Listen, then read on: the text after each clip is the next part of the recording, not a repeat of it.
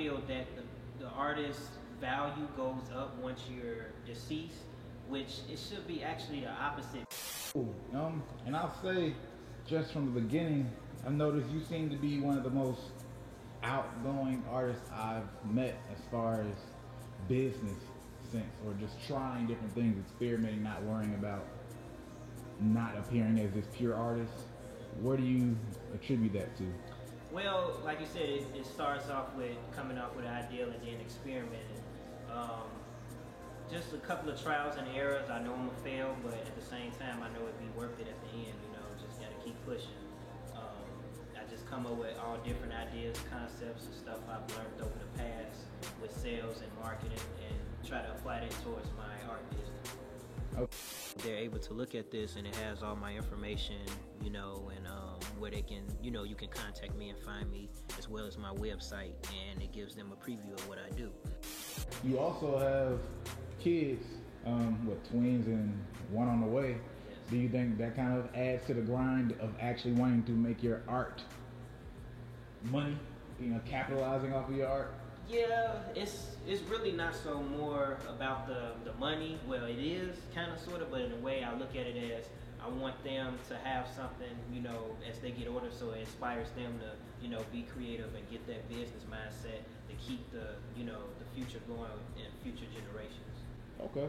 So they both, well, all my family, they definitely inspire me. Speaking of family, unfortunately, you are actually related to someone who's been in the news recently, and we've had a lot of these crazy events go on in the last year or so. Trayvon, the list goes on, Eric Gardner, yeah. And unfortunately one of those names is in your family. Can you speak a little bit more about Sandra Bland? Yes, Sandra Bland, she was one of my cousins. And then you I will light you up. Get out! Wow. Now!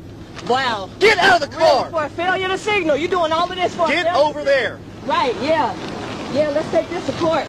It was just a tragedy, you know, for something, you know, for that to happen. Even though she was my family, it could have been my sister, it could have been my fiance, you know, it could have been, you know, your family. So we're trying to, you know, do something about this to change all this, because something like this shouldn't have happened to someone that was, you know, full of life, you know, Right. Never thought about killing herself, you know.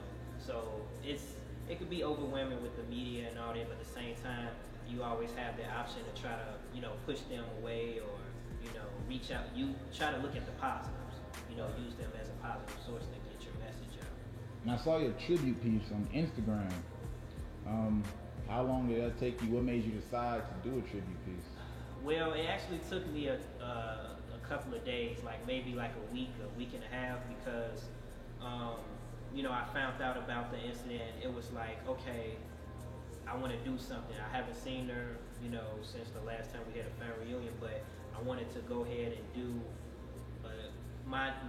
show my tribute, my dedication of, you know, how I feel about it. Put all that energy that I have into her, you know, tribute painting. And I kind of took it pretty hard. Oh, I thought it was time. So. No. You do a lot of, actually, once again, experimental things to get your art out there. I saw something you did with Diddy, using him for an ad, basically. I've seen this effing vodka thing that 50 Cent has been doing lately.